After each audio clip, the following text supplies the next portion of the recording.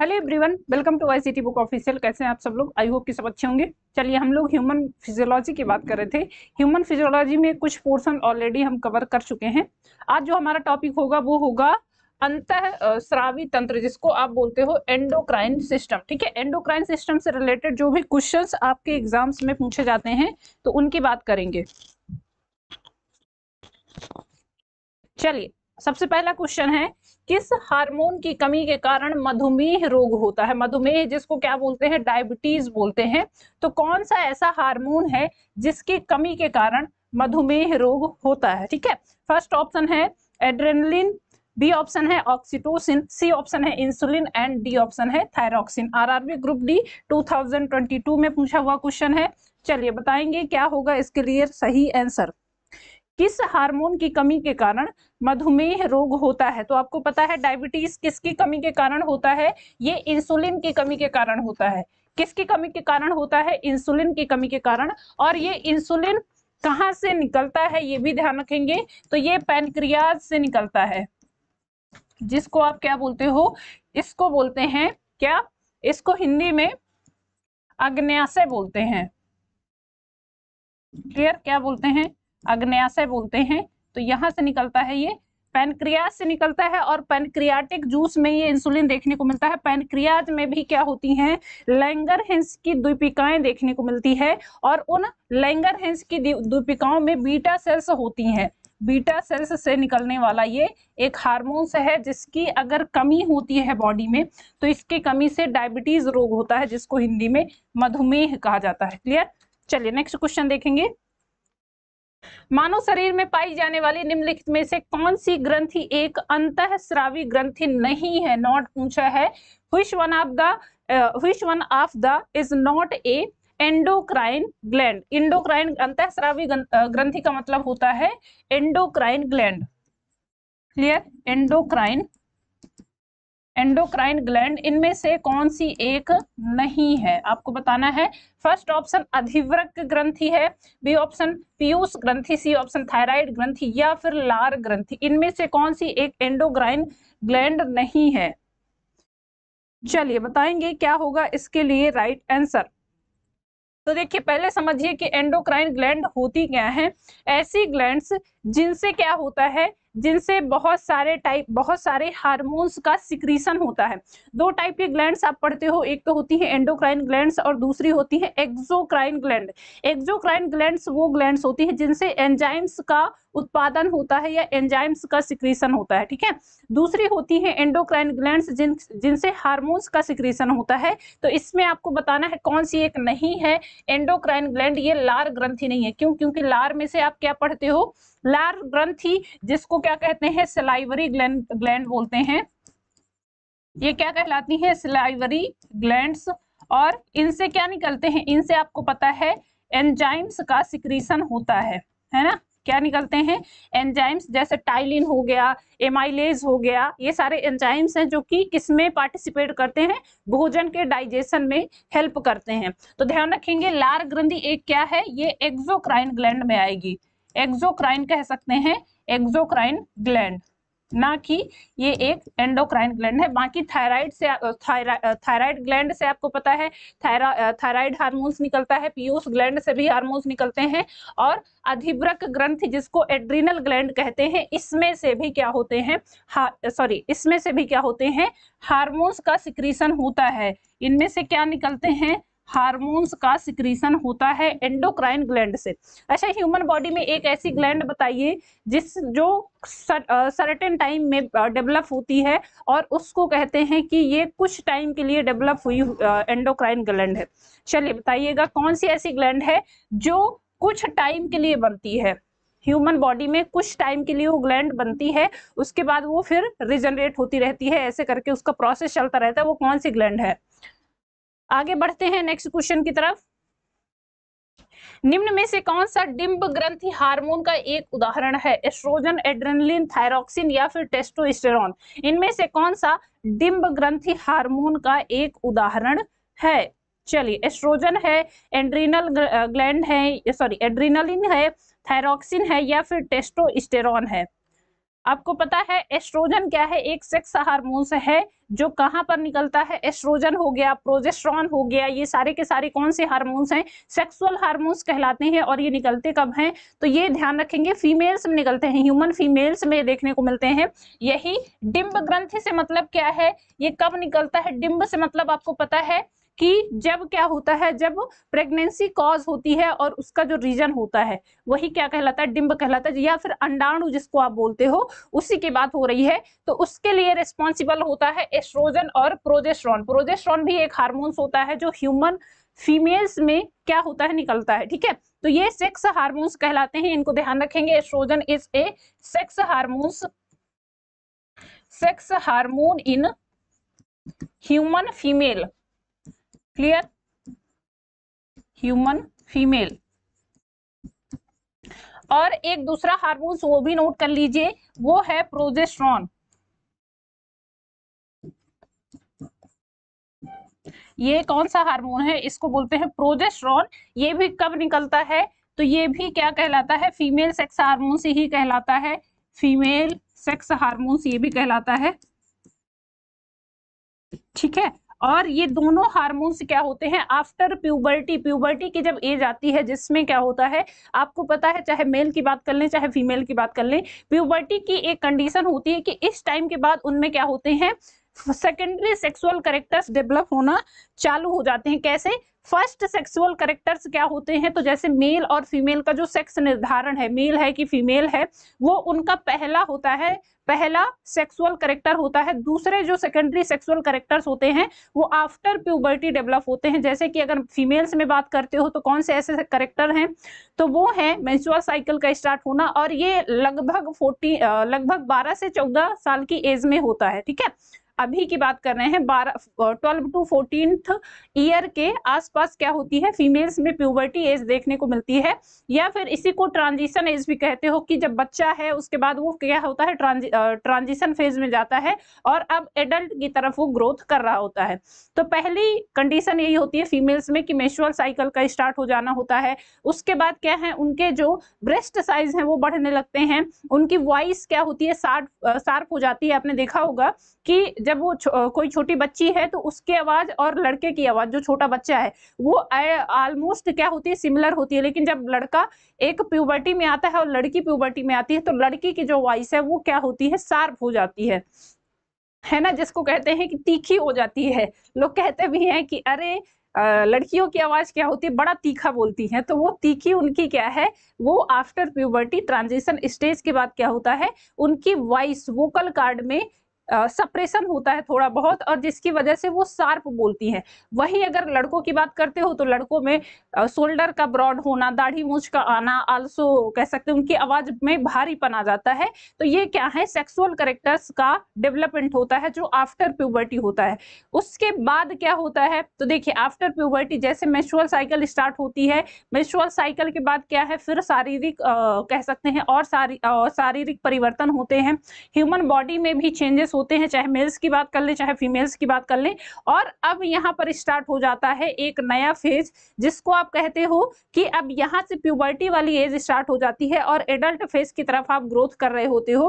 तो उस टाइम आपकी बॉडी में बहुत सारे हार्मोनल चेंजेस होते हैं, चाहे मेल्स की बात कर लें चाहे फीमेल्स की बात कर लें। मेल्स में जो रिस्पॉन्सिबल होता है हार्मोनल चेंजेस के लिए हार्मोन, वो होता है टेस्टोस्टेरोन। क्लियर, कौन सा होता है, टेस्टोस्टेरोन होता है। और फीमेल्स में जो रिस्पॉन्सिबल होता है वो होता है प्रोजेस्टेरॉन और एस्ट्रोजन। प्रोजेस्टेरॉन और एस्ट्रोजन ये किसके लिए रिस्पॉन्सिबल होते हैं, फीमेल सेक्स हार्मोन्स कहलाते हैं। और ये डिपेंड करता है कि उसके बाद उनमें क्या है, कंटिन्यूअस मेंस्ट्रुअल साइकिल चलती है। इस पूरे फेज में ये दोनों हार्मोन्स बहुत ही एक अहम रोल होता है। आगे अभी हम जब पढ़ेंगे रिप्रोडक्टिव सिस्टम, तो वहां पर मैं आपको पढ़ाऊंगी क्या रोल होता है, कैसे ये डिपेंड करते हैं। ठीक है, तो इसमें दोनों हार्मोन्स याद रखिएगा। बाकी टेस्टोस्टेरोन आपको पता है कि ये क्या है, ये मेल सेक्स हार्मोन्स कहलाता है, मेल सेक्स हार्मोन कहलाता है। और निकलता कहां से है, ये टेस्टिस में सर्टोली सेल्स प्रेजेंट होती हैं, उन्हीं सर्टोली सेल्स के द्वारा इसका क्या होता है, प्रोडक्शन होता है। सर्टोली सेल्स एक्चुअल में सर्टोली सेल्स नहीं होती है, जर्म सेल्स से इनका प्रोडक्शन होता है, लेकिन सर्टोली सेल्स भी वहां पर एक अहम रोल करती हैं, वो उन जर्म सेल्स का प्रोटेक्शन करती हैं, तो वो कहा जा सकता है। तो ये निकलता कहाँ से है, ये टेस्टिस से निकलता है। और एक चीज और याद रखेंगे, प्रोजेस्टेरॉन और एस्ट्रोजन ये कहाँ से निकलते हैं, ये ओवरी से निकलते हैं, ठीक है, ओवरी से निकलने वाले हार्मोन है। क्लियर? तो मेल सेक्स हार्मोन और फीमेल सेक्स हार्मोन ये दोनों याद रखेंगे। इसमें राइट आंसर क्या है, एस्ट्रोजन है। एस्ट्रोजन क्या है, एक सेक्स हार्मोन है जो महिलाओं के यौन और प्रजनन स्वास्थ्य को बनाए रखने के लिए आवश्यक है। और ये किसका उदाहरण है, तो ये डिंब ग्रंथि हार्मोन का एक उदाहरण है। क्लियर? चलिए बढ़ते हैं नेक्स्ट क्वेश्चन की तरफ।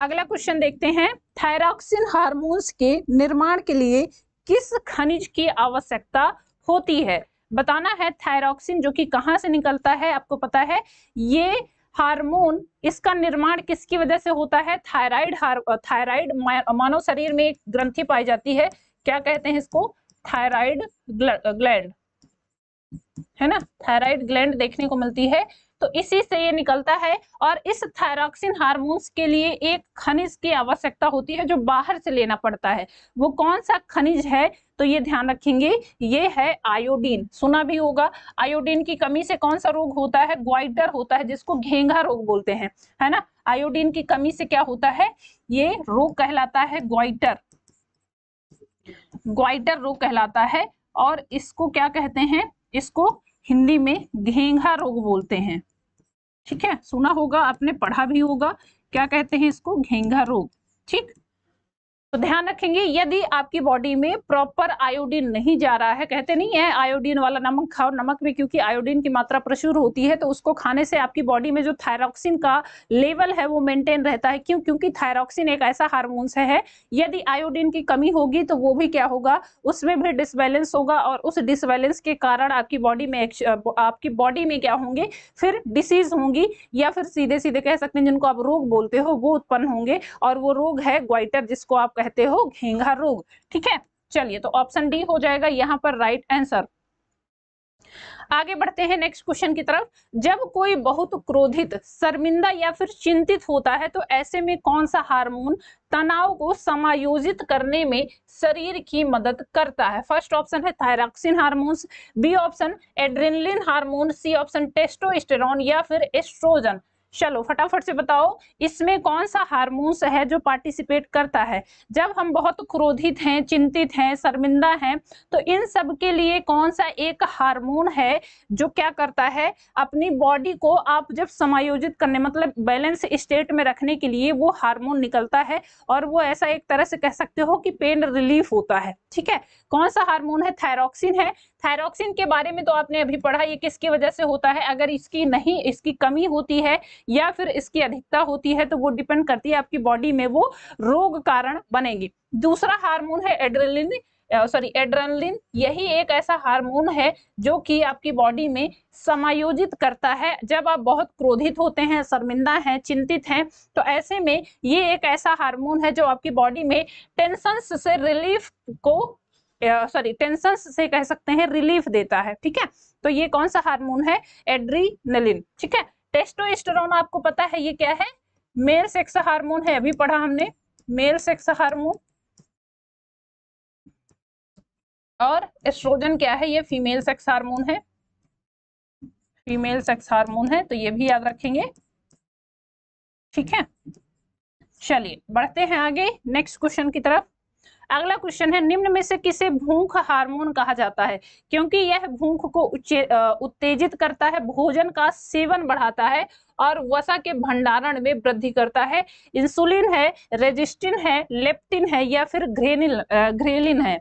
इनमें से कौन सा एक हार्मोन है जो कि क्या करता है, भूख को बढ़ाता है। इसको क्या कहते हैं, भूख हार्मोन्स कहते हैं, और ये इसलिए बढ़ाता है ताकि ये वसा का भंडारण कर पाए। ठीक है, चलिए बताएंगे तो कौन सा हार्मोन है, इसको याद रखेंगे, ये है ऑप्शन डी ग्रेलिन हार्मोन। ये क्या करता है, हमें जो भूख लगती है वो इसी हार्मोन्स की वजह से लगती है। अगर आपका पेट खाली है, आपके पेट में कुछ नहीं है, तो ये हार्मोन सिक्रीट होता है और जाके कहता है आपके ब्रेन को कि भैया इसको बताओ कि कुछ खा ले, है ना, क्योंकि हमको क्या करना है, हमको एनर्जी चाहिए, तो आपको फिर भूख लगती है। ऑप्शन डी हो जाएगा राइट आंसर।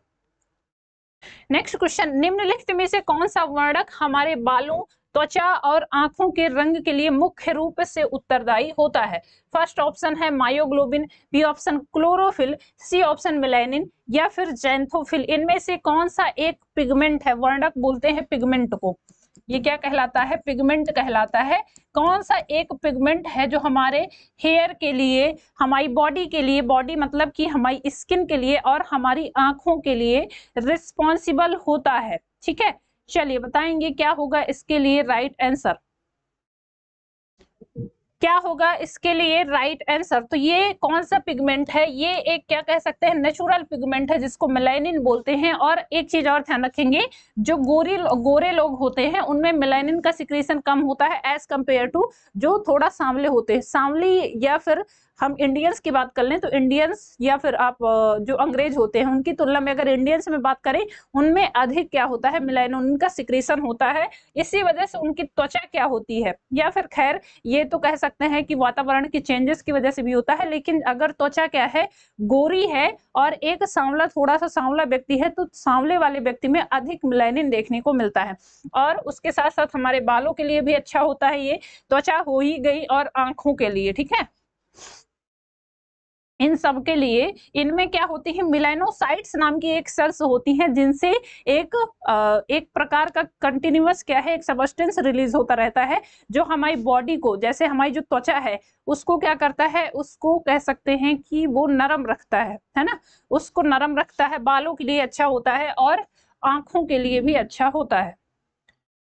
ये खास करके रिस्पॉन्सिबल होता है कलर पिगमेंट, ये कलर के लिए, जैसे बाल भूरे होते हैं तो किस वजह से होते हैं, वो मेलानिन की वजह से ही होते हैं, काले होते हैं वो उसी की वजह से होते हैं, ठीक है। आंखें जो नीली, काली, भूरी होती हैं वो भी इसी की वजह से होती हैं, और हमारी जो त्वचा है उसका जो कलर है वो भी इसी पिगमेंट की वजह से होता है। चलिए आगे बढ़ेंगे, नेक्स्ट क्वेश्चन, युवावस्था के समय लड़कों में दिखाई देने वाली उपस्थिति में बदलाव लाता है। देखिए अभी जो हमने डिस्कस किया कि जब क्या होती है, एडल्ट फेज आती है, तो ह्यूमन फीमेल में बात कर लें या फिर ह्यूमन मेल में बात कर लें, कौन से ऐसे हार्मोन्स हैं जो सेक्सुअली कैरेक्टर्स जो डेवलप होते हैं उसके लिए रिस्पॉन्सिबल होते हैं? फर्स्ट ऑप्शन दिया है प्रोलैक्टिन है, बी ऑप्शन एड्रेनालाइन है, सी ऑप्शन एस्ट्रोजन है या फिर टेस्टोस्टेरोन है। ये पूछा है बॉयज के लिए, लड़कों के लिए पूछा है, मेल्स में पूछा है, ठीक है, बॉयज के लिए पूछा है। तो बॉयज में मैंने बताया कौन सा हार्मोन्स होता है, ये होता है टेस्टोस्टेरोन। कौन सा हार्मोन्स है, इसको बोलते हैं मेल सेक्स हार्मोन्स, और ये रिस्पॉन्सिबल होता है जब एक फेज आती है जिसको आप कह सकते हो कि ये फेज कब आती है, एक प्यूबर्टी वाली एज जब आती है। लड़कों में 12 से 16 के बीच में होता है और गर्ल्स में 12 से 14 के बीच में होता है, ठीक है, 1-2 साल इधर उधर हो सकता है, वो लगभग इसीलिए बोला जा रहा है। तो ध्यान रखेंगे बॉयज में जो एडल्ट फेज में क्या होते हैं, चेंजेस होते हैं, खासकर जैसे मैंने बताया कि क्या होते हैं, ब्रॉड शोल्डर्स मतलब मांसपेशियां भारी होती हैं, बालों में वृद्धि होती है, और एक उत्तेजक प्रभाव होता है, मतलब कि जब कहते नहीं गरम गरम खून है, अभी बड़ा हो रहा है लड़का ना, तो खून गरम होता है, तो वो उत्तेजना आती है अंदर से, एक क्या होता है, ऐसा जज्बा होता है कि अच्छा यही एज होती है खासकर कुछ करने के लिए। उस टाइम देखे होंगे कि जब लड़का क्या हो रहा है, एकदम से एडल्ट फेज में आ रहा है, तो उसमें बहुत एनर्जी होती है, वो बहुत कुछ कहेगा, ये करूंगा, वो करूंगा, ऐसा कर दूंगा, वैसा कर दूंगा, और ये फेज चलता है लगभग 25 के आसपास, है ना। आप मान लो कि 17 से 25 वाली एज होती है, जो बहुत कुछ ऐसे बहुत उत्तेजक होते हैं, छोटी छोटी बात पे गुस्सा आ जाता है, लड़ने के लिए तैयार है, मारपीट के लिए तैयार है, सारी चीजें इसमें होती हैं, ठीक है। खैर वो अलग चीज है, हम आते हैं अपने टॉपिक पे। हम बात कर रहे हैं युवा अवस्था के दौरान लड़कों में दिखाई देने वाले जो चेंजेस हैं, और ये चेंजेस क्या कहलाते हैं, तो ये कहलाते हैं सेकेंडरी सेक्सुअल कैरेक्टर्स डेवलप होते हैं। जैसे कि बॉडी में चेंजेस होते हैं। बॉडी में चेंजेस कैसे होते हैं, तो लड़कों में जो शोल्डर होते हैं वो ब्रॉड होते हैं, पता होगा आप लोग को। उसके अलावा प्यूबिक हेयर की ग्रोथ होती है, जो वॉइस है वो भारी हो जाती है, ठीक है, शारीरिक बल बढ़ता है। तो ये सारे चेंजेस होते हैं इस टेस्टोस्टेरोन हार्मोन्स की वजह से। निकलता कहाँ से है, टेस्टिस से निकलता है। चलिए, अच्छा, दूसरी जो चीजें मैंने बताई कि फीमेल्स में कैसा होता है, तो फीमेल्स में मेंस्ट्रुअल साइकिल स्टार्ट हो जाती है, उनकी वॉइस शार्प हो जाती है, ब्रेस्ट का साइज बढ़ने लगता है, बॉडी में चेंजेस होते हैं। तो ये सारे चेंजेस किस में देखने को मिलते हैं, ये होते हैं एस्ट्रोजन और प्रोजेस्टेरोन की वजह से, जो फीमेल सेक्स हार्मोन्स कहलाते हैं। ऑप्शन डी हो जाएगा यहाँ पर करेक्ट आंसर। बढ़ते हैं नेक्स्ट क्वेश्चन की तरफ। एस्ट्रोजन का मूल कार्य क्या होता है, एस्ट्रोजन का मेन वर्क क्या है। मूड को संतुलित करने के लिए, आपका मूड खराब है उसको संतुलित करने के लिए, मासिक धर्म चक्र को विनियमित करने के लिए, पुरुष प्रजनन ऊतकों को विकसित करने के लिए, या फिर गर्भावस्था को बनाए रखने के लिए। चलिए बताएंगे। यहाँ पर आपसे पूछा जा रहा है एस्ट्रोजन का मेन काम क्या होता है। तो मैंने जैसे बताया कि ये क्या होता है, एस्ट्रोजन का काम क्या होता है, ये प्यूबर्टी एज में स्टार्ट होता है, और प्यूबर्टी में होता है मेंस्ट्रुअल साइकिल, जिसको मासिक धर्म चक्र कहा जाता है। इसको मतलब प्रॉपर चलाने के लिए यही हार्मोन्स रिस्पॉन्सिबल होता है। कौन सा हार्मोन्स है, ये है एस्ट्रोजन, ठीक है। एस्ट्रोजन हार्मोन्स किसके लिए रिस्पॉन्सिबल होता है, मेंस्ट्रुअल साइकिल, जो हर मंथ ये साइकिल चलती है उसके लिए रिस्पॉन्सिबल होता है। और फीमेल्स में ये जो सेकेंडरी सेक्सुअल कैरेक्टर्स डेवलप होते हैं उसके लिए भी रिस्पॉन्सिबल होता है। तो ये ध्यान रखेंगे, ऑप्शन बी हो जाएगा राइट आंसर। चलिए नेक्स्ट क्वेश्चन। पुरुष मानव शरीर के किस अंग को एडम्स एप्पल कहा जाता है, तालू को, फेफड़ा को, जीभ को, कंठ या टेटुआ को। चलिए बताएंगे, पुरुष में किस अंग को एडम्स एप्पल कहा जाता है। चलिए बताएंगे।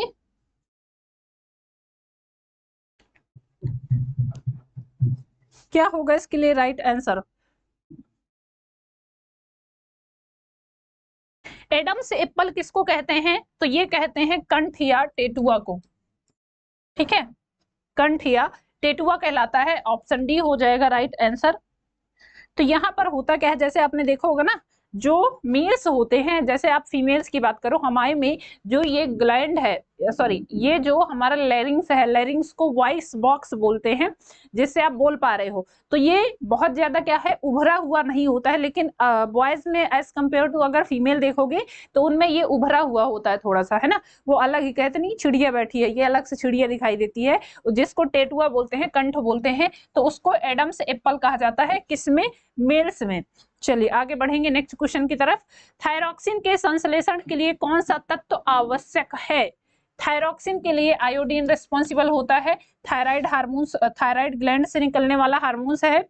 निम्नलिखित में से कौन सा पशु हार्मोन है, साइटोकाइनिन, जिब्रेलिन, ऑक्सिन या फिर इंसुलिन। इनमें से साइटोकाइनिन, जिब्रेलिन, ऑक्सिन या फिर इंसुलिन, इनमें से कौन सा एक कह सकते हैं कौन सा पशु हार्मोन है। मतलब कि ये एनिमल्स में देखने को मिलता है, तो आपको पता है ये है इंसुलिन। इंसुलिन हार्मोन्स कहाँ से निकलता है, पैनक्रियाज से निकलने वाला, पैनक्रियाज से निकलने वाला एक हार्मोन्स है। और पैनक्रियाज की कहाँ से, बीटा सेल्स से। बेटा ये पूछा जाता है, बीटा सेल्स बहुत बार ऐसे पूछा जाता है कि इंसुलिन पैनक्रियाज की कौन सी सेल्स से निकलता है, वहां पर आपको बीटा सेल्स, गामा सेल्स दे देगा। तो ये ध्यान रखेंगे, ये बीटा सेल्स से निकलने वाला हार्मोन्स है, और ये रिस्पॉन्सिबल होता है जो बॉडी में, कह सकते हैं बॉडी में किसके लिए, ग्लूकोज के उपापचय को नियंत्रित करने के लिए रिस्पॉन्सिबल होता है, ठीक है। बाकी अगर साइटोकाइनिन, जिब्रेलिन, ऑक्सिन, ये क्या है, ये प्लांट हार्मोन है। ये क्या है, ये plant hormone, plant growth hormones कहलाते हैं। पढ़ा है आपने, प्लांट हार्मोन है, ठीक है। चलिए तो ये ध्यान रखेंगे। इंसुलिन कैसा है, तो ये एक टाइप का एनिमल्स में निकलता है। ह्यूमंस में बात कर ले, आगे बढ़ेंगे। किस हार्मोन के स्राव के कारण हृदय की धड़कन एवं श्वसन दर में एक साथ वृद्धि होती है। फर्स्ट ऑप्शन एड्रेनालाइन सेरोटोनिन की वजह से, एस्ट्रोजन की वजह से या फिर थायरॉक्सिन की वजह से। किस हार्मोन के स्राव के कारण हृदय की धड़कन एवं श्वसन दर में एक साथ वृद्धि होती है? अगर ये ज्यादा निकलता है तो इसकी वजह से क्या कहते हैं, इसकी वजह से बहुत ज्यादा एक साथ, या तो फिर ये कम के लिए होता है या फिर ज्यादा के लिए होता है। इसको फ्लाइट एंड फाइट हार्मोन भी कहा जाता है, फाइट एंड फ्लाइट हार्मोन। ठीक है, इसको क्या कहते हैं, फाइट आर लड़ो, या फिर इस हार्मोन के क्या कहते हैं, लड़ो या फिर उड़ो, है ना, ये हार्मोन भी कहलाता है। कौन सा है, first second third fourth option में से बताइए। तो इसमें राइट आंसर होगा एड्रेनालाइन। ठीक है, फर्स्ट ऑप्शन है। इसी को क्या कहते हैं, फाइट हार्मोन भी कहा जाता है। ये भी नाम देके कई बार पूछा गया है। चलिए आगे बढ़ेंगे नेक्स्ट क्वेश्चन की तरफ। निम्नलिखित में से कौन सा प्रमुख महिला सेक्स हार्मोन्स है? जो अभी मैंने बताया फीमेल सेक्स हार्मोन्स, इनमें से कौन सा है? क्रोमेनिन है, न्यूक्लियोसोम है, एस्ट्रोजन है या फिर टेस्टोस्टेरोन है? तो इसमें हो जाएगा एस्ट्रोजन। और ये किसके लिए रिस्पॉन्सिबल होता है? जो मेंस्ट्रुअल साइकिल कंटिन्यूअस हर मंथ चलती है उसके लिए ये रिस्पॉन्सिबल होता है। टेस्टोस्टेरोन क्या है? ये मेल सेक्स हार्मोन्स है जो मेल्स में निकलता है और मेल्स में जो सेकेंडरी कैरेक्टर्स हैं उसके लिए डेवलप होता है। और आल्सो इसका काम क्या होता है, स्पर्म प्रोडक्शन में भी इसका इंपॉर्टेंट रोल होता है। ठीक है, चलिए नेक्स्ट क्वेश्चन। मानव वृद्धि हार्मोन्स किस ग्रंथि द्वारा स्रावित होते हैं? फर्स्ट ऑप्शन पिट्यूटरी पिट्यूटरी ग्रंथि के पश्च भाग से, पिट्यूटरी ग्रंथि के अग्रभाग से, थायराइड ग्लैंड से या फिर पैनक्रियास से। कहां से निकलते हैं? ह्यूमन में जो ग्रोथ हार्मोन्स होते हैं वो कहां से निकलते हैं? ग्रोथ हार्मोन्स, जिनको वृद्धि हार्मोन्स कहते हैं। बात कर रहे हैं किसकी? ग्रोथ हार्मोन्स की। चलिए बताएंगे क्या होगा राइट आंसर। मानव वृद्धि हार्मोन्स किस ग्रंथि द्वारा स्रावित होते हैं? तो ये ध्यान रखेंगे, पीयूष या पिट्यूटरी ग्रंथि एक अंतःस्रावी ग्रंथि है और इसी से निकलते हैं, इसके अग्रभाग से, पिट्यूटरी ग्लैंड के अग्रभाग से। क्लियर, ऑप्शन बी हो जाएगा राइट आंसर। नेक्स्ट क्वेश्चन, कौन सा हार्मोन शरीर में रक्त शर्करा के स्तर को नियंत्रित करता है? मतलब कि ब्लड शुगर को कंट्रोल करने का काम करता है। थायराइड है, एड्रेनलिन है, इंसुलिन है या फिर टेस्टोस्टेरोन है? अभी हमने पढ़ा ये कौन सा हार्मोन है, ये है इंसुलिन हार्मोन, जो ह्यूमन ब्लड में जो ब्लड का शर्करा है, ब्लड में जो शुगर है उसको कंट्रोल करता है। उसके खास कर की बात कर लें, ग्लूकोज के उपापचय में ये मेन रूप से काम करता है। अगर क्या होता है कि ये प्रॉपर वर्क नहीं कर पा रहा है तो क्या होता है, ब्लड में शर्करा बढ़ जाती है, ग्लूकोज का लेवल बढ़ जाएगा, जिसकी वजह से रोग होता है जिसको डायबिटीज कहते हैं, मधुमेह कहते हैं। ठीक है, तो ये इंसुलिन निकलता है और इंसुलिन निकलता कहाँ से है? पैनक्रियास की बीटा सेल्स से निकलता है। चलिए नेक्स्ट क्वेश्चन, मानव शरीर में इंसुलिन का कार्य क्या होता है? फर्स्ट ऑप्शन दिया है, यह नियंत्रित करता है कि शरीर ग्लूकोज और वसा का उपयोग और भंडारण कैसे करे। यह हृदय को शुद्ध रक्त की आपूर्ति करता है, यह फेफड़ों को ऑक्सीजन की आपूर्ति करता है या फिर यह रक्त के प्रवाह को नियंत्रित करता है। क्या काम होता है इंसुलिन का? ह्यूमन बॉडी में इंसुलिन का क्या काम होता है? तो आपको पता है ये ब्लड शुगर को कंट्रोल करने का काम करता है और ब्लड में जो शुगर है, जो फैट है, वो कैसे नियोजित रहे, कैसे समायोजित रहे, उसके लिए बैलेंस का काम करता है। यह नियंत्रित करता है कि शरीर ग्लूकोज और वसा का उपयोग और भंडारण कैसे करता है। क्लियर, नेक्स्ट क्वेश्चन देखेंगे, इनमें से कौन सी अंतःस्रावी ग्रंथि नहीं है? एंडोक्राइन ग्लैंड नहीं है, पीनियल ग्लैंड, थायराइड ग्लैंड, अधिवृक्क ग्लैंड या फिर लार ग्रंथि? इनमें से कौन सी अंतःस्रावी ग्रंथि नहीं है? तो इसमें लार ग्रंथि नहीं है। अभी आपने पढ़ा क्यों? क्योंकि ये क्या है, एक एक्सोक्राइन ग्लैंड में आती है। क्यों? क्योंकि लार ग्रंथियों, जो सलाइवरी ग्लैंड्स हैं, उनसे एंजाइम्स का सिक्रीशन होता है और ऐसी ग्लैंड्स जिनसे एंजाइम्स का सिक्रीशन होता है उनको क्या कहते हैं? तो उनको कहते हैं एक्सोक्राइन ग्लैंड। एंडोक्राइन ग्लैंड क्या होती है? जिनसे हार्मोन्स का सिक्रीशन होता है, बाकी तीनों हार्मोन्स का सिक्रीशन करती हैं। नेक्स्ट क्वेश्चन देखेंगे, इनमें से कौन सा हार्मोन्स गर्भाशय के संकुचनों और गर्भाशय ग्रीवा के विस्तारण को उत्तेजित करता है? First option thyroxine, ADH, ADH है, ऑक्सीटोसिन है या फिर प्रोजेस्टेरॉन है। इसमें देखिए कंफ्यूजिंग है क्योंकि प्रोजेस्टेरॉन भी दिया है और ऑक्सीटोसिन भी दिया है। तो आपको बताना है कि कौन सा ऐसा हार्मोन्स है जो गर्भाशय के संकुचनों और गर्भाशय ग्रीवा के विस्तारण को उत्तेजित करता है। तो यहाँ पर आपको एक चीज समझ में आ गई होगी, जब आप बात कर रहे हो यूटेरस की, किसकी बात कर रहे हैं, यूटेरस में जो रिलैक्सेशन होता है और उसमें जो कह सकते हैं उसका जो फैलाव है और उसका संकुचन है उसकी बात कर रहे हैं। तो यूटेरस में या फिर गर्भाशय में संकुचन और उसका फैलाव कब होता है, ये होता है जब बच्चा डेवलप हो चुका होता है और उसके बाद उसका जब बर्थ होना है ना।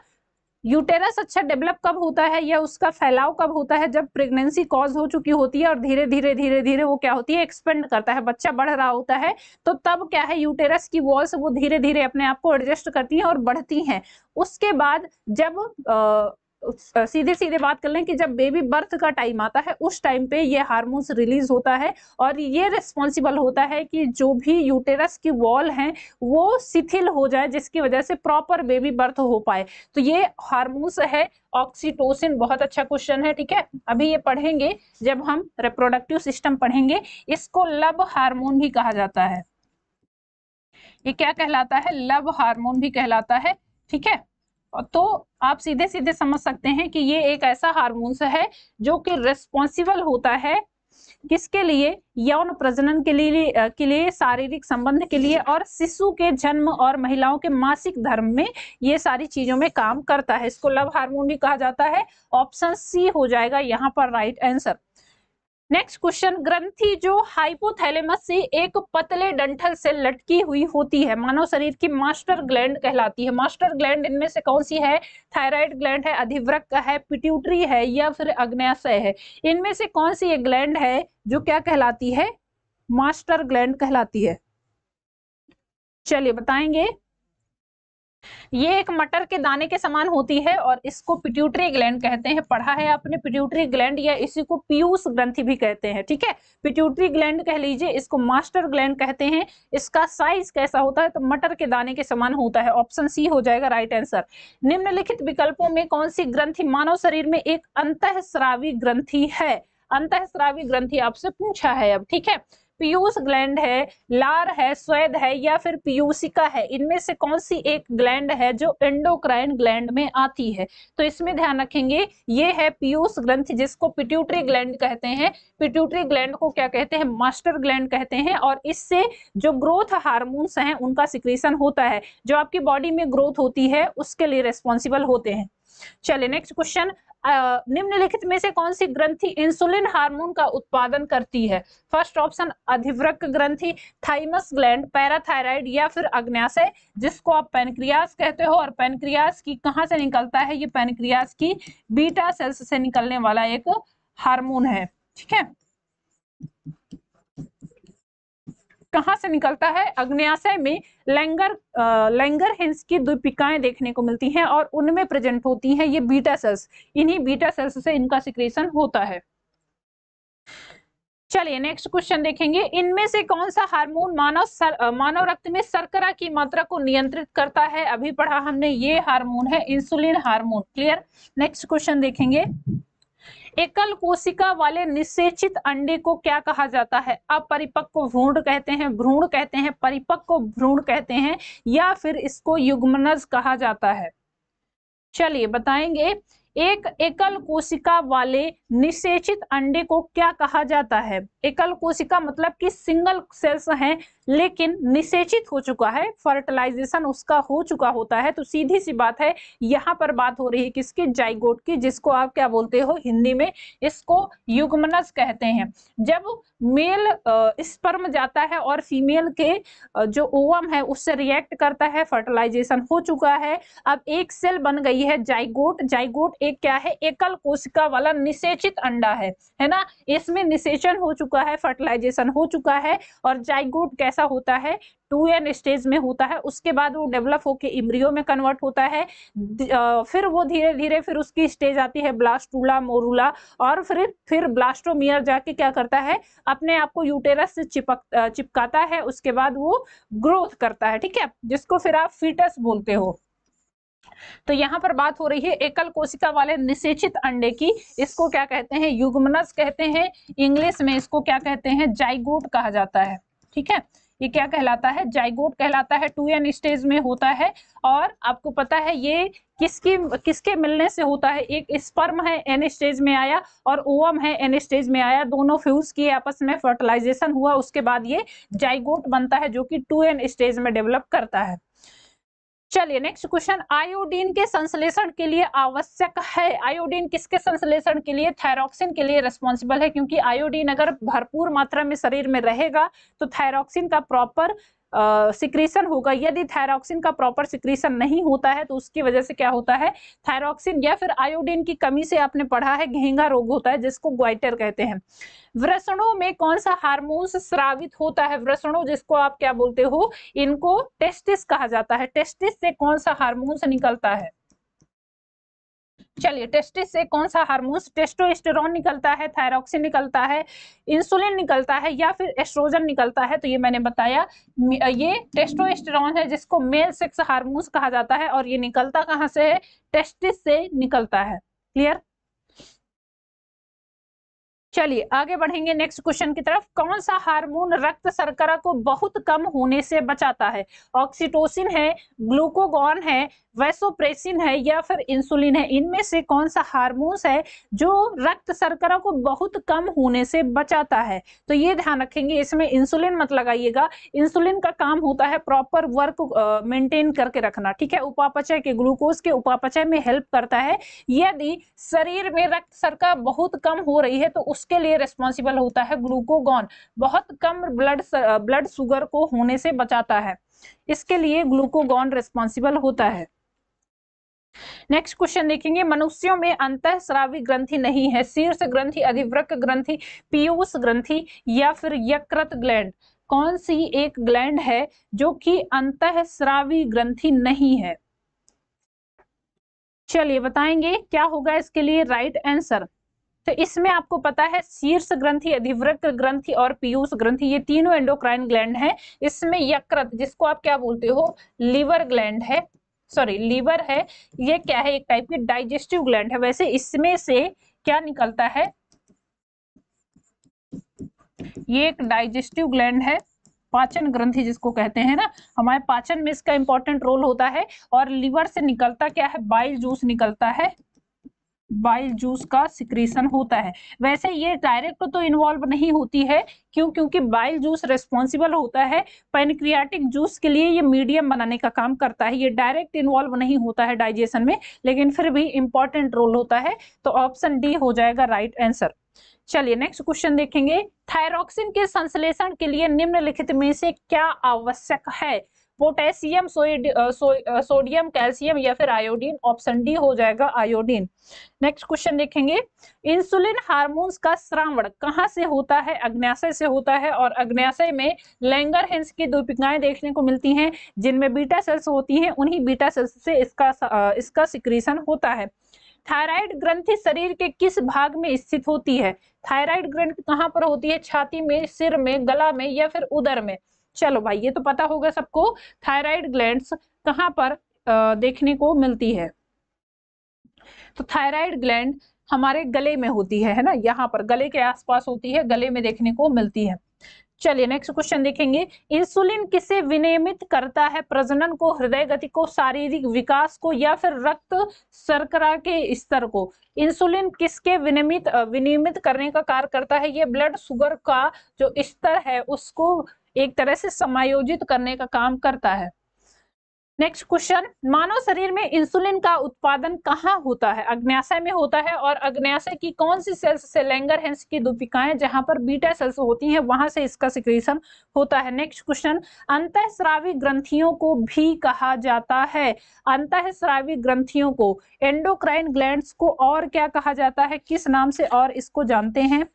चलिए बताएंगे, एंडोक्राइन ग्लैंड्स को और क्या कहा जाता है? फर्स्ट ऑप्शन दिया है पीयूष ग्रंथि, वाहिनीहीन ग्रंथि, अवटु ग्रंथि, या फिर यकृति ग्रंथि? चलिए बताएंगे, अंतःस्रावी ग्रंथियों को और क्या कहा जाता है? तो ध्यान रखेंगे इनमें क्या होती हैं,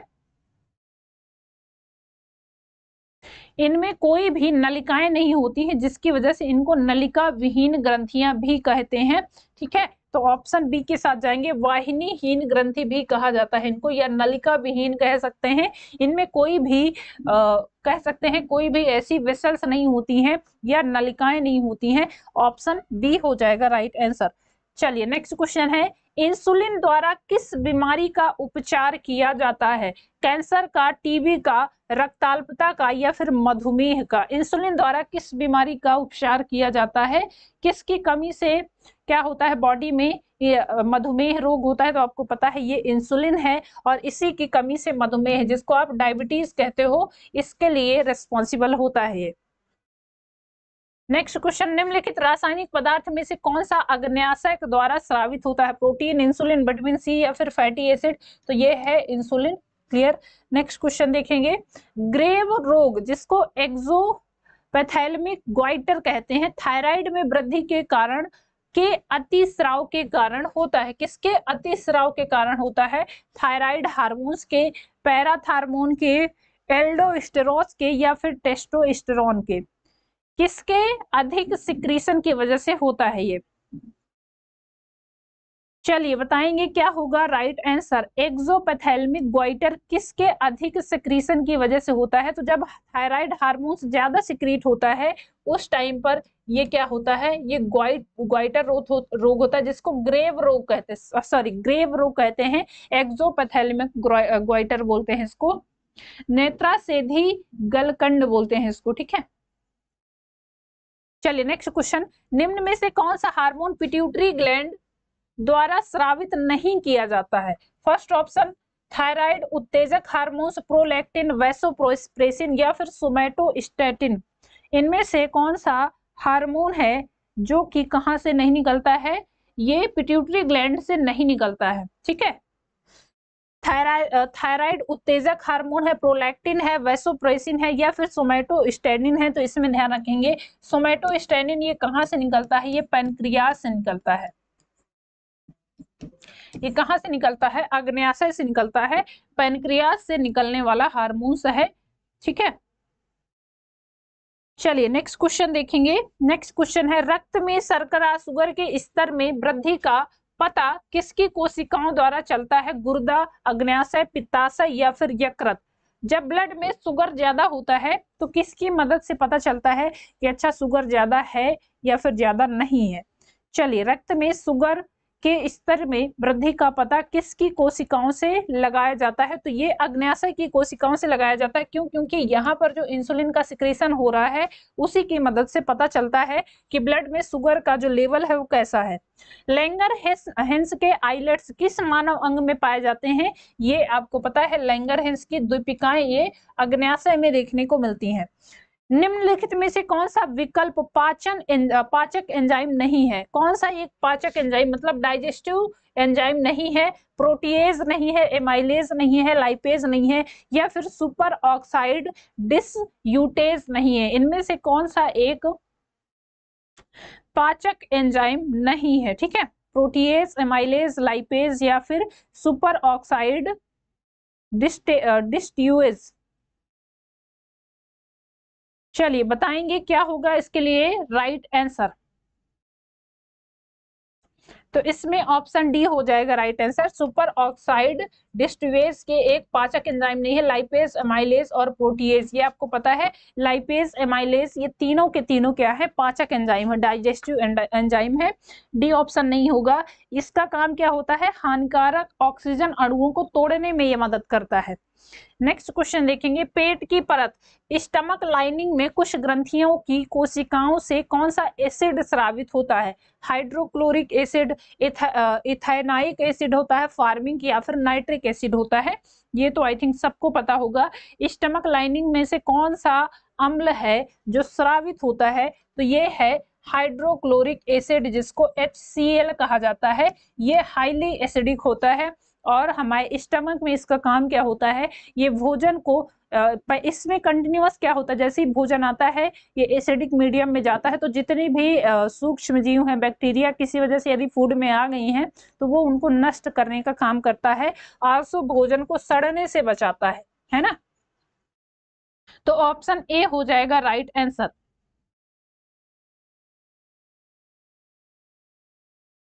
चलिए नेक्स्ट क्वेश्चन देखेंगे, कौन सा अंग एक ग्रंथि नहीं है, अधिवृक्क, जिगर, पीयूष या फिर पित्ताशय। इनमें से कौन सा एक अंग है जिसको ग्लैंड नहीं कहा जा सकता है।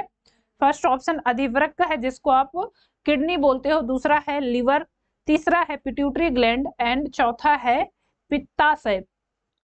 ठीक है, तो इसमें पित्ताशय एक ऐसा ऑर्गन है जिसमें क्या होता है, बाइल जूस का बाइल जूस को यहाँ पर पित्तरस को क्या किया जाता है, स्टोर किया जाता है। पित्तरस निकलता कहाँ से है, लिवर से निकलता है, और पित्ताशय एक ऐसा ऑर्गन है जिसमें उसको स्टोर करके रखा जाता है।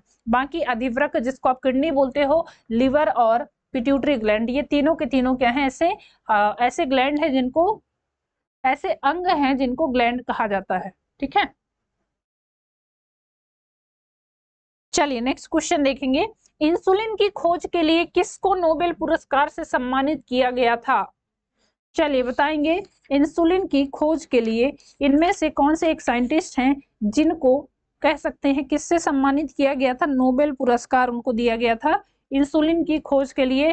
फ्रेडरिक बेटिंग है, जेम्स कोलीफ हैं, गई ई अब्राहिम है या फिर विलियम ऑस्कर है। इनमें से कौन से एक साइंटिस्ट है जिन्होंने क्या किया है, इंसुलिन की खोज की है। चलिए, तो ये साइंटिस्ट है फ्रेडरिक बेटिंग। ठीक है, ऑप्शन ए हो जाएगा राइट आंसर।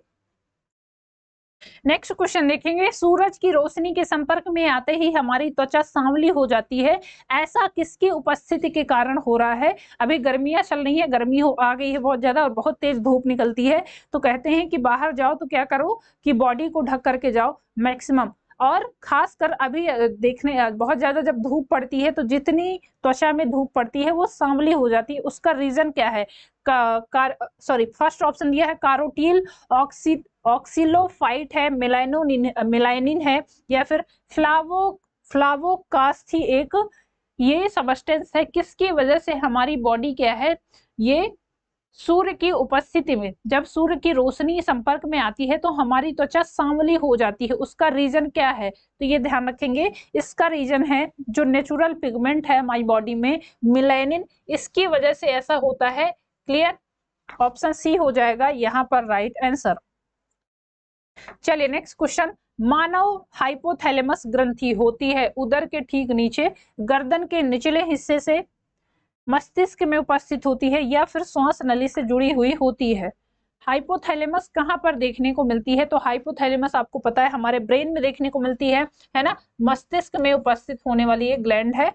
चलिए, और हाइपोथैलेमस का काम क्या होता है, हमारी बॉडी में जो टेम्परेचर रेगुलेशन है वो इसी हाइपोथैलेमस की मदद से होता है। बॉडी में थर्मोरेगुलेटर का काम कौन करता है, तो ये हाइपोथैलेमस का काम होता है। हमारी बॉडी का टेम्परेचर 37 डिग्री सेल्सियस है, तो वो 37 डिग्री सेल्सियस मेंटेन करने का काम कौन करती है, वो यही हाइपोथैलेमस ग्लैंड करती है। मनुष्य के शरीर की वह ग्रंथि जो एंजाइम और हार्मोन्स दोनों स्रावित करती है, कौन सी ऐसी ग्लैंड है जो एक्सोक्राइन और एज वेल एज एंडोक्राइन दोनों ग्रंथि की तरह काम करती है। फर्स्ट ऑप्शन यकृत है, बी ऑप्शन अग्न्याशय या पाचक ग्रंथि है, सी ऑप्शन लार ग्रंथि है या फिर पीयूष ग्रंथि है। तो इसमें पता है आपको, ये है पैनक्रियाज, है ना, कौन सी ग्लैंड है, ये है पैनक्रियाज। पैनक्रियाज एक ऐसी ग्लैंड है जिसको मिक्स ग्लैंड कहा जाता है, इसको कहते हैं मिक्स ग्लैंड। क्यों, क्योंकि ये एक्सोक्राइन और एंडोक्राइन दोनों की तरह काम करती है। ठीक है, एक्सोक्राइन और एंडोक्राइन दोनों की तरह काम करती है। एक्सोक्राइन ग्लैंड की तरह और एंडोक्राइन ग्लैंड दोनों के काम कौन सी ग्लैंड करती है, तो ये ध्यान रखेंगे, ये है अग्न्याशय ये है हमारी पैनक्रियाटिक ग्लैंड। Clear, pancreas. चलिए आगे बढ़ेंगे नेक्स्ट क्वेश्चन की तरफ। मानव शरीर में लैंगरहैंस के आइलेट्स कहाँ पर देखने को मिलते हैं? ये पैनक्रियाज में ही देखने को मिलते हैं, अग्न्याशय में। नेक्स्ट क्वेश्चन देखेंगे। मानव शरीर में पैनक्रियाज का एक भाग है, मूल प्रणाली का एक भाग है। पैनक्रियाज किसके लिए रिस्पॉन्सिबल होता है? श्वसन प्रणाली के लिए, पाचन तंत्र के लिए, या फिर चेता संस्था के लिए? किसके लिए ह्यूमन बॉडी में जो पैनक्रियाज है वो मेन रूप से रिस्पॉन्सिबल होती है? तो मैंने आपको बताया यह एक अंतःस्रावी और बहिस्रावी दोनों ग्लैंड में आती है, इसीलिए इसको मिक्स ग्लैंड कहा जाता है। और इससे पैनक्रियाटिक जूस निकलता है जो कि फूड के डाइजेशन में हेल्प करता है। क्लियर? तो पाचन तंत्र में ये रिस्पॉन्सिबल होती है। अच्छा, एक चीज और ध्यान रखेंगे, इसमें से जो पैनक्रियाज से पैनक्रियाटिक जूस निकलता है उसमें क्या क्या होता है? तो उसमें बहुत सारे हार्मोन्स होते हैं, बहुत सारे ऐसे एंजाइम्स होते हैं जो कि क्या करते हैं, डाइजेशन में हेल्प करते हैं।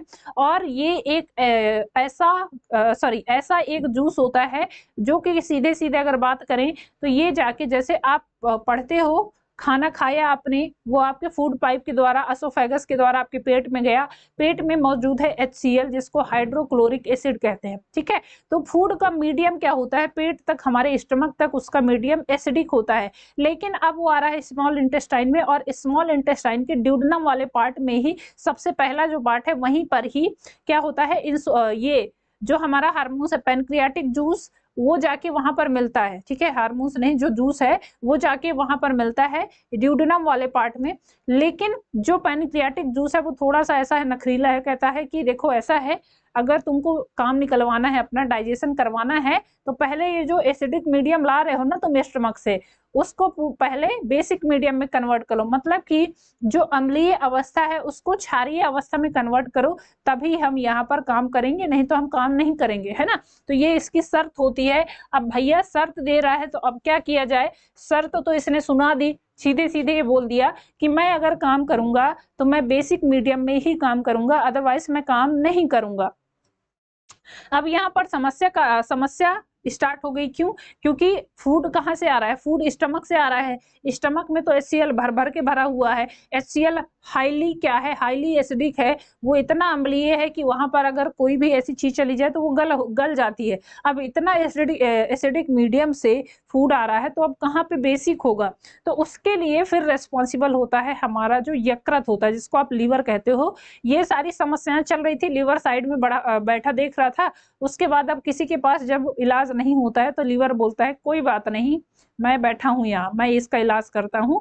तो लीवर फिर सिक्रीट करता है बाइल जूस। ठीक है, बाइल जूस जिसको पित्त रस बोलते हैं आप। पित्त रस में ऐसे सबस्टेंस होते हैं जो जाके फूड के साथ रिएक्ट करते हैं और फूड को एसिडिक मीडियम से कन्वर्ट करते हैं बेसिक मीडियम में। अब बेसिक मीडियम में वो कन्वर्ट करते हैं तो यहाँ पर एक चीज और याद रखेंगे, हमारा जो लीवर है वो डायरेक्ट इन्वॉल्व नहीं है हमारे डाइजेशन में, लेकिन अगर हमारा डाइजेशन हो रहा है तो वो भी किसकी वजह से हो रहा है? पित्त रस की वजह से हो रहा है। क्यों? क्योंकि पित्त रस यदि बेसिक मीडियम में कन्वर्ट नहीं करता फूड को तो पैनक्रियाटिक जूस रिएक्ट ही नहीं करता, और यदि पैनक्रियाटिक जूस रिएक्ट नहीं करेगा तो फूड का डाइजेशन नहीं होगा प्रॉपर। तो इसके लिए कहते हैं कि जो हमारा पित्त रस है, जो बाइल जूस है, वो डायरेक्टली इन्वॉल्व तो नहीं है बट इनडायरेक्टली वो डाइजेशन में इन्वॉल्व होता है। ठीक है, तो यहाँ पर आप बात आ गई कि ठीक है भैया हमको बेसिक मीडियम मिल गया, पैनक्रियाटिक जूस कहता है कि ठीक है अब बेसिक मीडियम मिल गया, अब मैं काम कर सकता हूं। ठीक है, तो बेसिक मीडियम में फिर पैनक्रियाटिक जूस जाता है और वो रिएक्ट करता है फूड के साथ और फूड के डाइजेशन में हेल्प करता है। तो ये सारे के सारे, वैसे पाचन तंत्र आपको पढ़ा दिया है मैंने, पाचन तंत्र में भी बहुत डिटेल से अच्छे से समझाया था। ठीक है, तो ध्यान रखेंगे पैनक्रियास किसका एक भाग है? ये भाग है पाचन तंत्र का। क्लियर? चलिए बढ़ते हैं आगे नेक्स्ट क्वेश्चन की तरफ। निम्न में से कौन सा हार्मोन थायराइड ग्रंथि द्वारा स्रावित नहीं होता है? ये पूछा है, थायराइड ग्रंथि द्वारा स्रावित नहीं होता है। फर्स्ट ऑप्शन है थायरोक्सिन, बी ऑप्शन है कैल्सिटोनिन, सी ऑप्शन है triiodothyronine and D option है थाइमोसिन। इनमें से कौन सा हार्मोन है जो थायराइड ग्लैंड से नहीं निकलता है? ठीक है, चलिए बताएंगे क्या होगा इसके लिए राइट आंसर।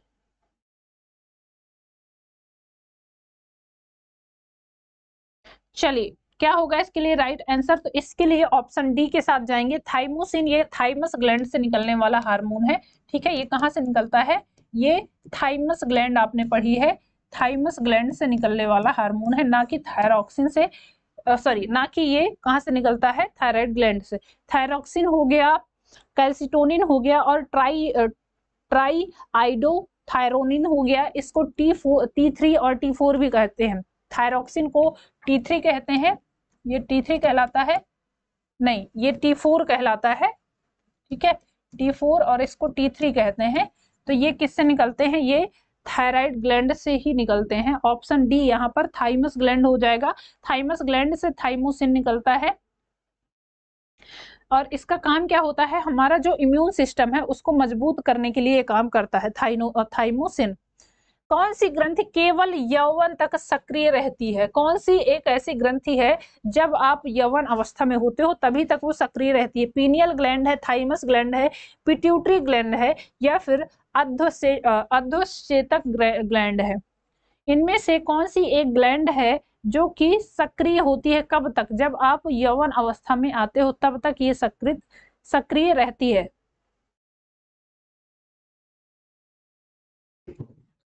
चलिए बताएंगे। तो ये कौन सी ग्लैंड है? ये थाइमस ग्लैंड है, ठीक है। ये कौन सी ग्लैंड है? इसको बोलते हैं थाइमस ग्लैंड। ये कब तक सक्रिय रहती है? जब यौवन अवस्था तक ये सक्रिय रहती है। उसके बाद जब क्या होता है, पूरी एडल्ट ग्रोथ हो जाती है। और इस थाइमस ग्लैंड की प्रेजेंस कहाँ पर होती है? तो ध्यान रखेंगे, ये दोनों फेफड़ों के बीच में, पसलियों के बीच स्थित होती है, पसलियों के पीछे स्थित होती है, दोनों फेफड़ों के ऊपर, ठीक है। और यह यौवन प्रारंभ होते होते सिकुड़ने लगती है और बाद में त्वचा में कन्वर्ट हो जाती है। तो थाइमस ग्लैंड के लिए ध्यान रखेंगे, यह ग्रंथि केवल यौवन तक ही सक्रिय रहती है। नेक्स्ट क्वेश्चन है, एडीएच का फुल फॉर्म क्या है? एडीएच हार्मोन्स है, इसका फुल फॉर्म क्या है? बताएंगे एडीएच का फुल फॉर्म क्या है? इसका फुल फॉर्म ध्यान रखेंगे, इसका फुल फॉर्म है एंटी ड्यूरेटिक हार्मोन्स, जो कि कहाँ से निकलता है? गुर्दे द्वारा शरीर में पानी की मात्रा को नियंत्रित करने में मदद करता है, ठीक है। और यह मस्तिष्क में हाइपोथैलेमस ग्रंथि द्वारा बनाया जाता है और पिट्यूटरी ग्रंथि में सक्रिय उसको रखा जाता है। कौन सा हो जाएगा? एंटी ड्यूरेटिक हार्मोन्स, ठीक है। ऑप्शन ए हो जाएगा right answer. Anti diuretic hormones है, जो कि निकलता कहाँ से है यह भी पूछा जाता है। तो यह हाइपोथैलेमस से निकलता है और पिट्यूटरी ग्लैंड में स्टोर किया जाता है।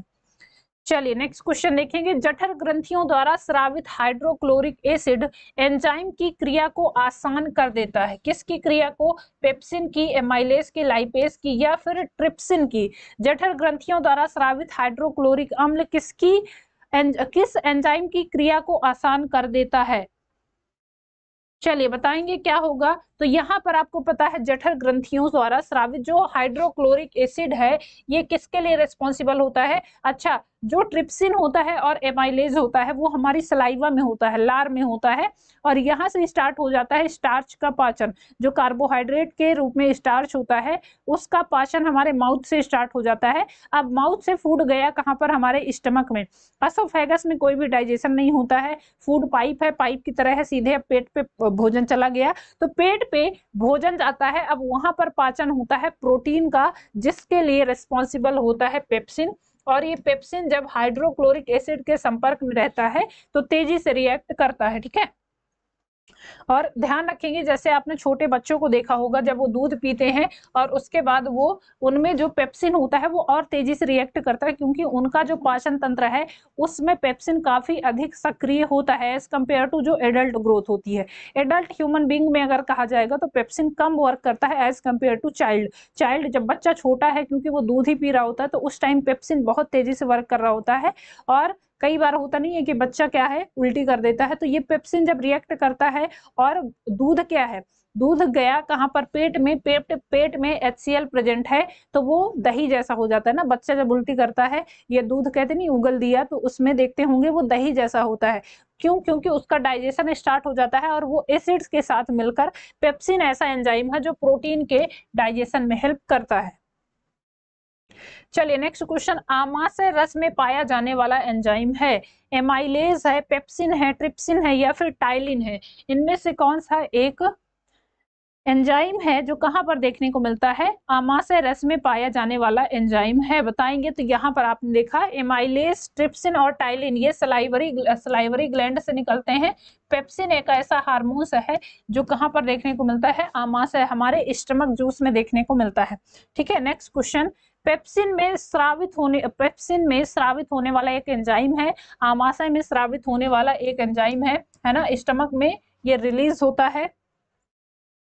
चलिए, निम्न में कौन सा हार्मोन से युवावस्था के समय लड़कों में दिखाई देने वाली उपस्थिति में बदलाव लाता है।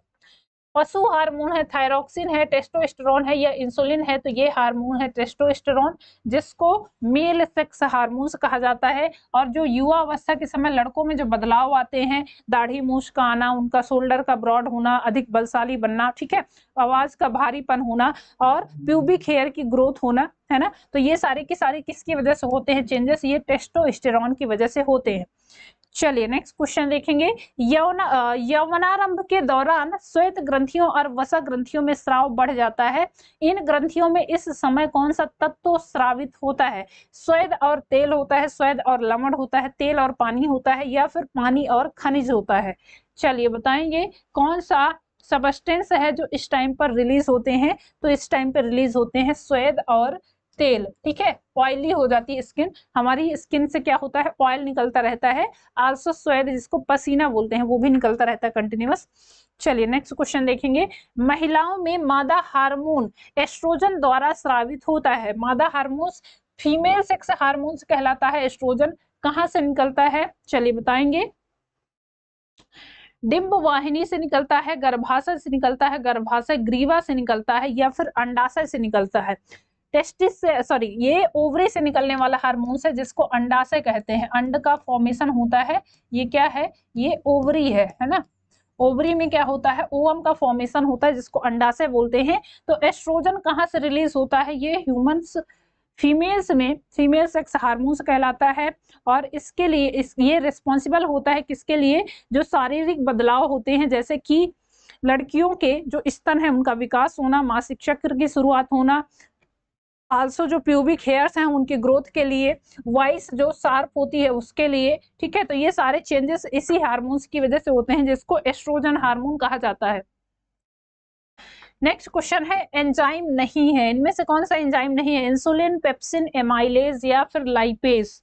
इनमें से कौन सा एक एंजाइम नहीं है। तो इंसुलिन एक हार्मोन है, ना कि एक एंजाइम, है ना। इंसुलिन क्या है, ये एक टाइप का हार्मोन है। हार्मोन निकलता कहां से है, ये निकलता है पैनक्रियाज से। क्लियर। चलिए, बाकी पेप्सिन, एमाइलेज और लाइपेज ये तीनों एंजाइम हैं। थायरॉक्सिन के संश्लेषण के लिए आवश्यक है लोहा, आयोडीन, सोडियम या फिर कैल्शियम। देखिए, ये क्वेश्चन इतनी बार रिपीट हुआ, कम से कम अभी 10 बार यही क्वेश्चन हमने अलग अलग फॉर्म में किया, तो ये बहुत इंपॉर्टेंट है। थायरॉक्सिन के संश्लेषण के लिए आपको पता है आयोडीन की बहुत ही आवश्यक मात्रा होनी चाहिए। नेक्स्ट क्वेश्चन है, पुरस्थ ग्रंथि से होने वाला स्राव में प्रवेश करता है, वृषण में, मूत्र मार्ग में, मूत्र नली में या फिर वृक्क में। कहां पर ये जाके क्या होता है, स्टोर होता है। इसको पौरुष ग्रंथि कहते हैं। पौरुष ग्रंथि केवल पुरुषों में पाई जाने वाली एक छोटी ग्रंथि है जो कहां पर होती है, जो लिंग और मूत्राशय के बीच में होती है। और इससे स्राव जो होता है वो मूत्र मार्ग में प्रवेश करता है, जिसको यूरेथ्रा बोलते हैं। ठीक है, यूरेथ्रा में प्रवेश करता है। और यूरेथ्रा आपको पता है जो मेल होते हैं, मेल में जो डिस्चार्ज होता है, सेक्सुअल डिस्चार्ज होता है, आल्सो जो यूरिन का डिस्चार्ज होता है, तो वो एक ही ओपनिंग के द्वारा होता है, दो ओपनिंग नहीं होती, सिंगल ओपनिंग होती है। उसी में से सेक्सुअल जो डिस्चार्ज होता है वो सीमेन का, आल्सो जो यूरिन है उसका डिस्चार्ज एक ही छिद्र के माध्यम से होता है, जिसको यूरेथ्रा बोलते हैं। फीमेल्स में क्या होती है, वेजाइना और जो यूरेथ्रा होता है वो अलग अलग होता है। वेजाइना सेक्सुअल मैकेनिज्म के लिए होता है और यूरिन के स्रावण के लिए, यूरिन के सिक्रीशन के लिए, या यूरिन को जो बॉडी से एक्सक्रीट करता है वो यूरेथ्रा होता है। तो फीमेल्स में डबल कह सकते हैं, दो ओपनिंग होती है, मेल्स में सिंगल ही ओपनिंग होती है। चलिए नेक्स्ट क्वेश्चन देखेंगे, वृषण में कौन सा हार्मोन मुक्त किया जाता है? इंसुलिन, एड्रेनलिन, थायरोक्सिन या फिर टेस्टोस्टेरोन? बताना है टेस्टिस में कौन सा हार्मोन मुक्त किया जाता है। तो आपको पता है टेस्टिस में टेस्टोस्टेरोन का फॉर्मेशन होता है, मेल सेक्स हार्मोन्स कहलाता है, और ये रिस्पॉन्सिबल होता है जो स्पर्म फॉर्मेशन है उसके लिए। आल्सो जो सेकेंडरी सेक्सुअल कैरेक्टर्स डेवलप होते हैं मेल्स में, उसके लिए भी टेस्टोस्टेरोन एक महत्वपूर्ण कह सकते हैं पार्ट होता है। ठीक है, नेक्स्ट क्वेश्चन देखेंगे। टेस्टोस्टेरोन जो एक नर सेक्स हार्मोन है में संश्लेषित होता है, अंडकोश की थैली में बनता है, वृषण में बनता है, सेमिनल वेसिकल्स में बनता है, या फिर प्रोस्टेट ग्लैंड में बनता है? चलिए बताएंगे टेस्टोस्टेरोन कहाँ पर बनता है। यह एक टाइप का स्टेरॉयड हार्मोन्स है, और जैसा कि आपको पता है टेस्टोस्टेरोन क्या है ये भी ध्यान रखिएगा। टेस्टोस्टेरोन एक टाइप का क्या है, स्टेरॉयड हार्मोन है। ठीक है, स्टेरॉयड हार्मोन कहलाता है ये, और ये निकलता कहाँ से है, ये टेस्टिस से निकलता है, जिसको वृषण बोलते हैं हिंदी में। ठीक है, टेस्टिस से निकलने वाला हार्मोन्स है, रिस्पॉन्सिबल होता है, मेल सेक्स हार्मोन्स कहलाता है, रिस्पॉन्सिबल होता है मेल्स में जो सेक्सुअली कैरेक्टर्स डेवलप होते हैं उसके लिए। आल्सो इसका काम स्पर्म प्रोडक्शन में भी होता है। चलिए, तो ऑप्शन बी यहाँ पर राइट आंसर हो जाएगा। नेक्स्ट क्वेश्चन देखेंगे। ग्रंथि को मास्टर ग्रंथि के नाम से भी जाना जाता है, कौन सी ऐसी ग्लैंड है जिसको मास्टर ग्लैंड कहते हैं? अग्न्याशय है, हाइपोथैलेमस है, पिट्यूटरी ग्लैंड है, या फिर एड्रीनल ग्लैंड है? तो इसमें ध्यान रखेंगे पीयूष ग्रंथि जिसको पिट्यूटरी ग्लैंड कहते हैं, इसको मास्टर ग्लैंड कहा जाता है। नेक्स्ट क्वेश्चन देखेंगे। मानव शरीर में पिट्यूटरी ग्रंथि कहाँ स्थित होती है? प्लीहा के पास, मस्तिष्क के तल पर, गुर्दे के शीर्ष पर, या फिर आंत में? कहाँ पर ये प्रेजेंट होती है? पीयूष ग्रंथि जिसको अंतःस्रावी ग्रंथि एंडोक्राइन ग्लैंड है, और ये कहाँ पर होती है? तो हमारा जो कपाल है, हमारा जो हेड है, उसमें स्फेनॉइड हड्डी में स्थित होती है।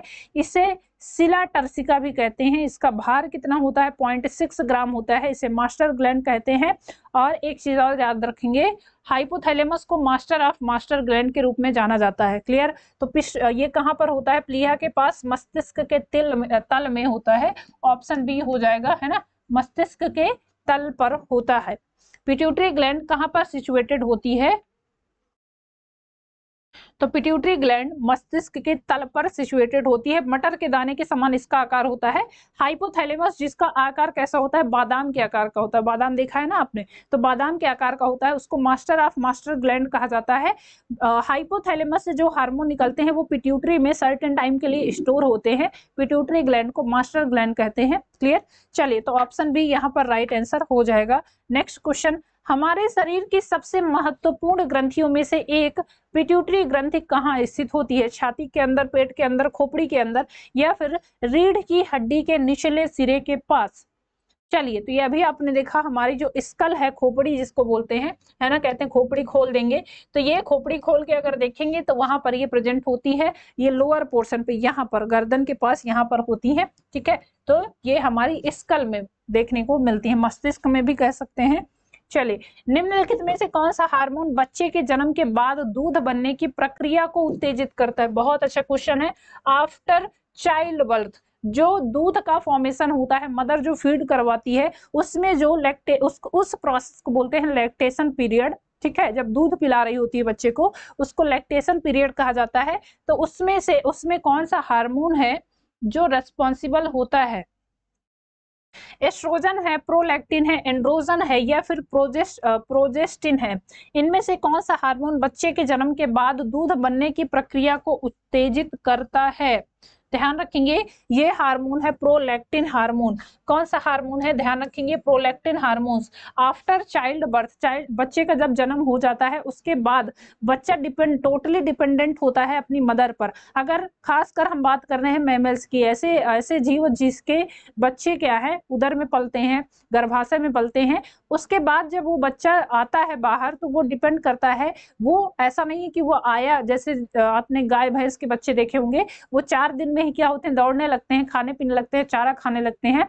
वैसा नहीं होता है। जो ह्यूमंस के बच्चे होते हैं वो काफी लंबे समय तक अपनी माता के दूध पर ही निर्भर रहते हैं, या केवल और केवल उनका फूड वही होता है, वही उनका न्यूट्रिशन वैल्यू देता है। तो ये ध्यान रखेंगे। और इसमें मदर में जो दूध का प्रोडक्शन होता है वो प्रोलैक्टिन हार्मोन्स की वजह से होता है। इस हार्मोन्स की प्रेजेंस की वजह से दूध बनता है और फिर उसके बाद मदर उसको बच्चे को अपना फीड करवाती है। ठीक है, चलिए नेक्स्ट क्वेश्चन देखेंगे। आपातकालीन स्थिति के दौरान कौन सा हार्मोन्स उत्सर्जित होता है? कार्टिकोट्रोपिन है, एड्रेनलिन है, नॉरियोपिनेफ्रिन है, या फिर कार्टिसोल है? इनमें से कौन सा हार्मोन है जो आपातकालीन स्थिति के दौरान उत्पन्न होता है, निकलता है? तो ये है एड्रेनलिन। ठीक है, ऑप्शन बी हो जाएगा राइट आंसर। अस्थि मज्जा में मौजूद कौन सा हार्मोन्स आरबीसी उत्पादन को बढ़ावा देता है? आरबीसी रेड ब्लड कॉर्पसेस को कौन सा हार्मोन्स है जो बढ़ाता है?